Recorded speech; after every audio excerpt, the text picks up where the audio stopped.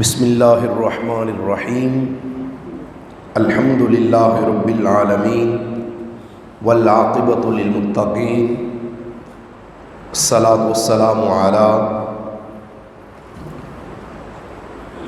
سید الانبیاء والمرسلین وعلی آلہ واصحابہ اجمعین اما بعد فاعوذ باللہ من الشیطان الرجیم بسم اللہ الرحمن الرحیم وَإِنَّكَ لَعَلَىٰ خُلُقٍ عَظِيمٍ آمنت باللہ صدق اللہ مولانا العظیم وبلغنا رسولہ النبی الکریم الامین ونحن علی ذلک لمن الشاہدین والشاکرین والحمد للہ رب العالمین ان اللہ وملائکتہ یصلون علی النبی یا ایھا الذین آمنوا صلوا علیہ وسلموا تسلیما صلاۃ والسلام علیک یا سیدی یا رسول اللہ وعلی آلک واصحابک یا حبیب اللہ صلاۃ والسلام علیک یا رحمۃ للعالمین وعلی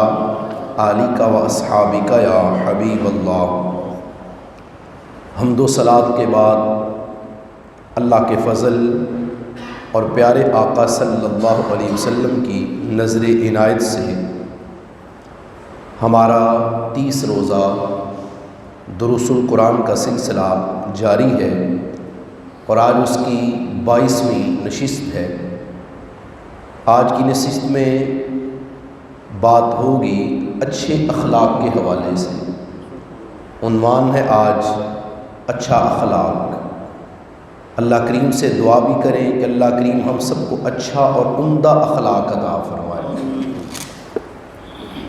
جو آیت مقدسہ میں نے آپ کے سامنے تلاوت کی ہے وَإِنَّكَ لَعَلَىٰ خُلُقٍ عَظِيمٍ، یہ ہمارے آقا صلی اللہ علیہ وسلم کے اخلاق کے بارے میں یہ آیت مقدسہ ہے، جس میں اس بات کی وضاحت کی گئی کہ بے شک آپ اعلیٰ اخلاق کے اوپر فائز ہیں۔ ام المؤمنین حضرت سیدہ عائشہ صدیقہ رضی اللہ تعالی عنہ ایک دن آپ سے کسی نے یہ سوال پوچھا کہ نبی کریم صلی اللہ علیہ وسلم کا اخلاق کیا ہے؟ تو ہمارے آقا صلی اللہ علیہ وسلم کی زوجہ محترمہ مومنوں کی ماں سیدہ عائشہ صدیقہ بیان کرتی ہیں کہ سائل نے جب یہ پوچھا نا کہ سرکار کا اخلاق کیا ہے، تو آپ نے جواب دیا کیا تم نے قرآن نہیں پڑھا؟ قرآن مجید برہان رشید کی ایک ایک آیت ہمارے آقا صلی اللہ علیہ وسلم کے اخلاق کو بیان کرتی ہے۔ ہمارے آقا صلی اللہ علیہ وسلم کے اخلاق عالی اتنے کمال کے۔ اخلاق کیا ہے؟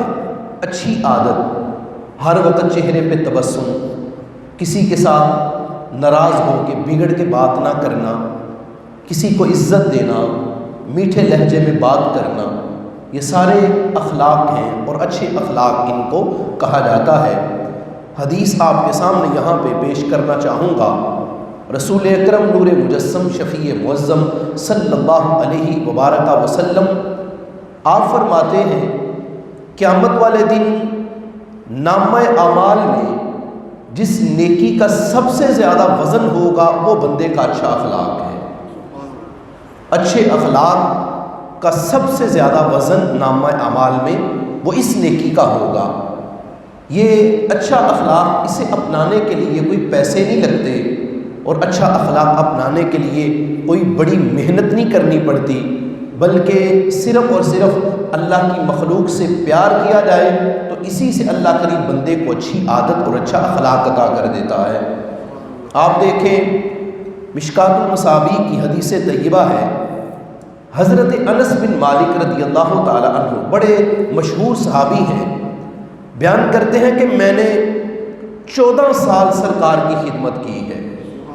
14 سال بات کر رہا ہوں کس کی؟ حضرت انس بن مالک رضی اللہ تعالی عنہ ان کی۔ فرماتے ہیں میں نے 14 سال سرکار کی خدمت کی اور اس دورانیے میں ایک بار بھی نبی کریم صلی اللہ علیہ وسلم نے مجھے اف تک بھی نہیں کہا۔ یعنی اتنے دورانیے میں ہمارے آقا صلی اللہ علیہ وسلم، آپ نے مجھے ایک بار بھی جھڑکا بھی نہیں، ڈانٹا بھی نہیں، مارا بھی نہیں، ناراض بھی نہیں ہوئے۔ گالی دینا تو بڑی دور کی بات ہے، اور گالی کا تو وہاں پہ تصور ہی نہیں۔ اور پھر آپ دیکھیں مشکات المصابیح کی ہی حدیث طیبہ ہے، حضرت انس بن مالک خادم رسول صلی اللہ علیہ وسلم آپ بیان کرتے ہیں، چونکہ بچپن کی عمر تھی تو فرمانے لگے ایک دن مجھے آقا کریم صلی اللہ علیہ وسلم آپ نے بازار بھیجا کچھ سودا خریدنے کے لیے کہ جاؤ بازار جاؤ۔ تو فرمانے لگے میں نے اپنے بچپنے کی وجہ سے آگے سے بات کا انکار کر دیا، جیسے کبھی ہمیں ہمارے بڑے کہتے ہیں تو ہم بھی آگے سے کہہ دیتے ہیں میں نے نہیں کرنا یا میں نے نہیں جانا۔ تو حضرت انس کہتے ہیں کہ مجھے آقا دو عالم صلی اللہ علیہ وسلم آپ نے بازار جانے کے لیے جب بولا نا تو میں نے آگے سے انکار کر دیا، میں نے کہا میں نے نہیں جانا، میں نہیں جاؤں گا۔ لیکن ساتھ فرماتے ہیں کہ میرے دل میں یہ تھا کہ میں جاؤں گا، سامنے تو کہہ دیا، سرکار نے مجھے جانے کے لیے کہا تو میں نے سامنے تو انکار کر دیا کہ میں نہیں جاؤں گا، لیکن میرے دل میں یہ تھا کہ میں کیا کروں گا، میں جاؤں گا۔ فرماتے ہیں اور میں پھر چلا بھی گیا میں سرکار کے حکم کے مطابق، میں کیا ہوا، چلا بھی گیا۔ لیکن کیا ہوا، راستے میں بچے نظر آئے تو میں نے ان کے ساتھ کھیلنا شروع کر دیا۔ بچے ملے راستے میں تو میں ان کے ساتھ کھیلنا شروع ہو گیا۔ فرمانے لگے کافی وقت گزرا تو اچانک میں کیا دیکھتا ہوں، ایسے میرے پیچھے سے کسی نے میرے کان سے پکڑ لیا ہے، پیچھے سے ایسے کسی نے میرا کان پکڑ لیا ہے۔ تو فرمانے لگے جوں ہی مجھے لگا نا کہ کسی نے میرا کان پکڑا ہے تو حضرت انس فرماتے ہیں کہ میں نے مڑ کے پیچھے دیکھا تو پیچھے سرکار کھڑے تھے۔ پیچھے کون کھڑے تھے؟ سرکار کھڑے تھے، اور کھڑے ہو کے سرکار کیا کر رہے تھے؟ وہ چہرے پہ بڑا غصہ تھا۔ فرماتے ہیں نہیں، جو ہی میں نے مڑ کے دیکھا تو سرکار میری طرف دیکھ کے مسکرا رہے تھے۔ سرکار کے چہرے پہ کیا تھا؟ تبسم تھا۔ مجھے یہ بتائیں کہ کوئی مالک اپنے ملازم کو کام بھیجے اور وہ پہلے انکار بھی کر دے اور پھر جائے تو راستے میں کھیلنا شروع کر دے، تو میرا یہ خیال ہے کہ جھگڑا کرے نہ کرے سب سے پہلے اس کو ملازمت سے فارغ کرے گا اور اس کے سلسلہ ملازمت کو منقطع کر دے گا کہ مجھے ایسا ملازم نہیں چاہیے۔ لیکن جس آقا کی میں بات کر رہا ہوں انہوں نے تو دشمنوں کو بھی دعائیں دی ہیں، اور حضرت انس تو پھر اپنے ہیں، اور سرکار کے اخلاق کی بات اس کے تو کیا کہنے، اور ایسا اعلیٰ ایسا عمدہ اخلاق اور ایسی کمال کی طبیعت مبارکہ کہ بندہ تصور ہی نہیں کر سکتا۔ اور پھر آپ دیکھیں قرآن کہتا ہے وَلَوْ كُنْتَ فَظًّا غَلِيظَ الْقَلْبِ لَانفَضُّوا مِنْ حَوْلِكَ، قرآن کہتا ہے سرکار کو خطاب کر کے، اللہ فرماتا ہے میرے نبی اگر آپ سخت طبیعت ہوتے تو یہ سارے کے سارے صحابہ جتنے آپ کے دائیں بائیں بیٹھے ہیں یا آپ کے قریب نہ ہوتے۔ اللہ کریم نے ہمارے آقا صلی اللہ علیہ وسلم کو جو دل دیا ہے وہ اتنا نرم ہے، ایسا کمال کا ہے، اور ایسے کمال کے اخلاق ہیں جو آج بھی ہمارے لیے مشعل راہ ہیں۔ عمدۃ القاری شرح صحیح بخاری، اس کے اندر ایک حدیث پاک کی بڑی خوبصورت وضاحت کی گئی ہے۔ ایک صحابی تھے، ان کا نام ویسے تھا عبداللہ، نام ان کا ویسے عبداللہ تھا، لیکن صحابہ اکرام نے ان کا نام حمار ڈالا ہوا تھا۔ پیار سے ان کے اپنے معاملات تھے صحابہ اکرام کے، تو محبت کے ساتھ اس صحابی کو حمار کہتے تھے۔ اور جو حدیث پاک کے الفاظ ہیں وہ یہ ہیں، کان یضحک النبی صلی اللہ علیہ وسلم، ان کا ایک ہی کام تھا، حضرت عبداللہ ان کا ایک ہی کام تھا، کیا؟ وہ سرکار کو ہنسایا کرتے تھے۔ سرکار کو کیا کیا کرتے تھے؟ ہنسایا کرتے تھے۔ اور جب بھی کبھی طبیعت مبارکہ بوجھل ہوتی یا پریشان ہوتی تو صحابہ کرام اسے ڈھونڈ کے لاتے، اور ڈھونڈ کے لا کے آ کے کہتے کہ آؤ نا چلو، سرکار اداس بیٹھے ہیں، کوئی کام ایسا کرو جا کے، یا کوئی بات ایسی کرو کہ سرکار تمہاری بات سن کے مسکرا پڑے۔ اور حدیث پاک میں لکھا ہے کہ سرکار اپنے اس صحابی کا چہرہ دیکھ کے ہی مسکرا پڑتے تھے۔ ہوتی ہے کچھ بندوں کی طبیعت ہی ایسی ہوتی ہے، اور کچھ بندوں کا انداز زندگی ایسا ہوتا ہے کہ ان کو دیکھ کے ویسے ہی ہنسی آ جاتی ہے۔ اچھا، بات جو بتانے لگا ہوں آپ کو، اور یہاں پہ دیکھیے گا سرکار کا کیا اخلاق ہے۔ حضرت عبداللہ جن کا لقب حمار ہے، کیا کرتے؟ غریب تھے، بازار جاتے اور پھل خریدتے، چیزیں خریدتے اور خرید کے لا کر کے آ کے رسول اللہ صلی اللہ علیہ وسلم آپ کو تحفہ پیش کرتے، سرکار کھا لیتے۔ ایک بار ایسے ہوا کہ کوئی پھل آیا تو انہوں نے خریدا، ادھار خرید لیا، ادھار خریدا اور خرید کے لا کے سرکار کو پیش کر دیا اور کہا کہ یہ میری طرف سے قبول کیجئے، تحفہ ہے، قبول کرے۔ تو نبی پاک صلی اللہ علیہ وسلم آپ نے پھل پکڑا، تناول کیا اور کھانے کے بعد سرکار نے دعا دی اور وہ چلے گئے۔ 2-3 دن گزرے کہ وہی صحابی ایک بندے کو ساتھ لیا اور بارگاہ رسالت مآب صلی اللہ علیہ وسلم میں حاضر ہوئے اور آ کر عرض کی، یا رسول اللہ صلی اللہ علیہ وسلم، وہ جو 2-3 دن پہلے پھل نہیں کھایا تھا؟ تو سرکار نے کہا ہاں۔ تو عرض کی یہ اس کے پیسے مانگ رہا ہے، یہ اس کے پیسے مانگ رہا ہے۔ تو سرکار ہنس کے آگے سے کہتے ہیں کہ وہ تو آپ نے ہمیں تحفہ نہیں دیا تھا، وہ تو تحفہ نہیں تھا، آپ نے ہمیں وہ تحفہ نہیں دیا۔ تو عرض کی حضور میں تو ماڑا بندہ ہوں، میرے پاس اتنے پیسے کہاں سے آئے؟ پھل اچھا لگا تھا، خریدنا، وہ وہاں سے لیا، ادھار لیا، آپ کو لا کے پیش کر دیا، اور اب یہ پیسے مانگ رہا ہے تو اسے بھی آپ کے پاس ہی لے آیا ہوں۔ تو نبی کریم صلی اللہ علیہ وسلم آپ نے پیسے بھی دے دیے اور دوبارہ سے دعا بھی عطا فرما دی۔ یعنی آگے سے یہ نہیں کہا کہ یہ کیسا مذاق ہے کہ پھل بھی کہا تھا کہ یہ میری طرف سے تحفہ ہے اور آج 3 دن میں آ کے بندہ ساتھ لے آئے ہو کہ جناب میں اس پھل کے پیسے بھی پیش کروں۔ نہیں، یہ ہمارے آقا صلی اللہ علیہ وسلم کے عالی اخلاق ہیں جو آپ نے اپنی امت کے سامنے پیش کیے۔ آج چیخ چیخ کے ٹی وی چینلز پہ بیٹھ کر اسلام دشمن لوگ جو باتیں کرتے ہیں کہ دیکھو جی اسلام تلوار کے زور پہ پھیلا، یا اسلام وہ شدت کے ساتھ پھیلا، یا ظلم و ستم کے ساتھ زبردستی سرکار کے صحابہ نے اسلام پھیلایا۔ ہم اسلام دشمن ایسے لوگوں کو یہ کہنا چاہتے ہیں کہ اسلام تلوار کے زور پہ نہیں پھیلا، اسلام تو میرے محمد عربی کے اخلاق سے پھیلا ہے، سرکار کی طبیعت مبارکہ سے اسلام پھیلا ہے۔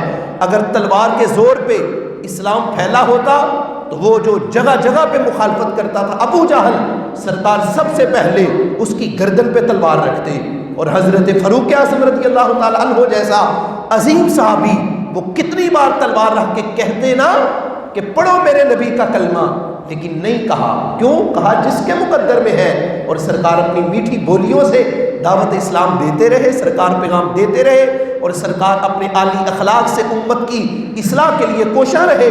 آگے پھر اپنے اپنے مقدر کی بات ہے، اور میں یہاں پر وہ حدیث طیبہ بھی آپ کے سامنے ضرور عرض کرنا چاہوں گا کہ جس وقت ہمارے آقا صلی اللہ علیہ وسلم آپ ایک جنگ سے واپس تشریف لائے، ساتھ صحابہ بھی تھے، تو لشکر نے ایک جگہ پہ قیام کیا، اور جب لشکر ایک جگہ پہ رکا، ایک جگہ پہ ٹھہرا، سب سو گئے، تو ہمارے آقا صلی اللہ علیہ وسلم آپ نے بھی تلوار ایک درخت کے ساتھ لٹکا دی اور آپ بھی درخت کے نیچے آرام فرما ہو گئے۔ ادھر گزرتے گزرتے ایک دشمن آ گیا، غیر مسلم تھا، اس نے ہمارے آقا صلی اللہ علیہ وسلم آپ کی ہی تلوار پکڑ لی، درخت سے اتاری اور اتار کر سرکار کی طرف سیدھی کر کے، گردن کی طرف سیدھی کر کے سرکار سے پوچھتا ہے کہ آج آپ کو میرے ہاتھ سے کون بچائے گا؟ آج آپ کو میرے ہاتھ سے کون بچائے گا؟ تو جس وقت میرے آقا صلی اللہ علیہ وسلم آپ نے اس کے ہاتھ میں تلوار دیکھی تو مسکرا کے آپ کی زبان سے نکلا اللہ، یہ آپ نے کہا میرا اللہ بچائے گا، اور جو ہی سرکار کی زبان اقدس سے یہ لفظ اللہ نکلا نا تو اللہ کی طرف سے ہی اس کے ہاتھ سے تلوار چھوٹ گئی، گر گئی، اور جب تلوار گری تو سرکار نے وہ تلوار پکڑ لی اور پکڑ کر سیدھی اس تلوار اس کی گردن کی طرف کر کے کہا اب تم بچاؤ کہ تمہیں میرے ہاتھوں سے کون بچائے گا؟ اب وہ آگے سے خاموش ہے تو سرکار کی زبان سے ایک ہی جملہ نکلتا ہے، سرکار کیا کہتے ہیں؟ جاؤ اللہ کے لیے تمہیں معاف کیا۔ یہ ہمارے آقا صلی اللہ علیہ وسلم کے اخلاق عالی ہیں۔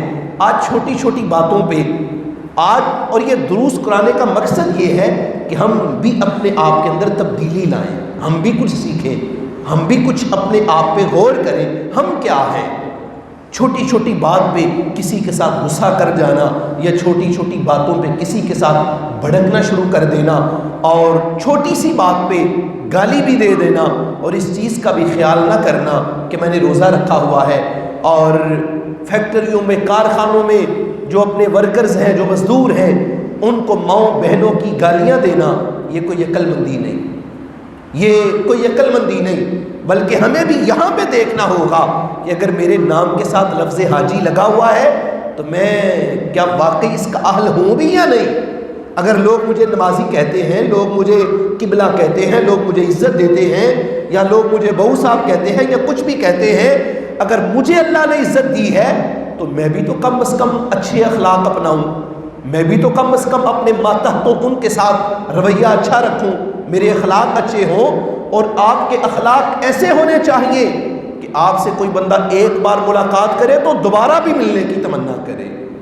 آپ کی گفتگو، آپ کا انداز گفتار اس انداز میں اور ایسا میٹھا اور ایسا کمال کا ہونا چاہیے کہ بندے آپ کو یاد کرے۔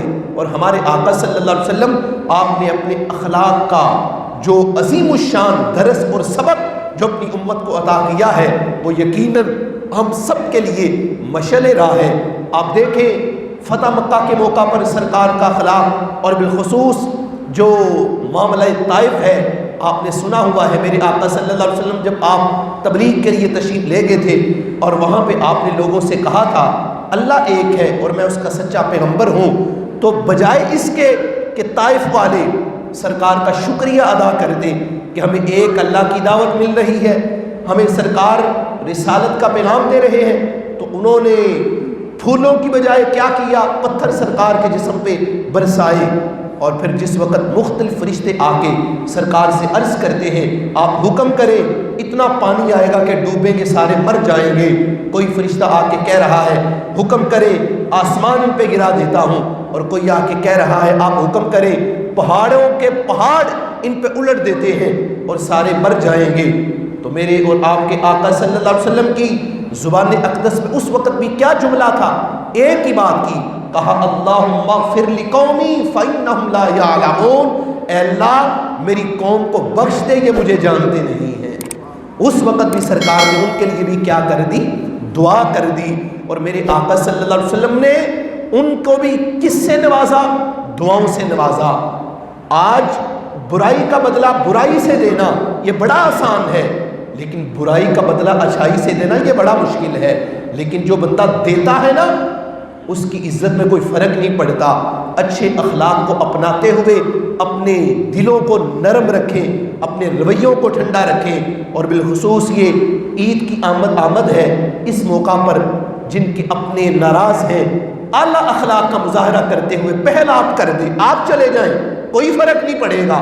بلکہ میں آپ کے سامنے ایک حدیث عرض کرتا ہوں، میرے آقا صلی اللہ علیہ وسلم کا فرمانے علی شان ہے، سرکار فرماتے ہیں دو بندے آپس میں ان کا کوئی مسئلہ تھا، کوئی جھگڑا تھا، ان کا آپس میں کوئی معاملہ تھا، اور ایک بندہ حق پہ تھا، یعنی رائٹ پہ تھا، حق پہ تھا، سچا تھا، اور حق پہ ہونے کے باوجود وہ بندہ جھک گیا اور اس نے ملنے میں پہل کر دی۔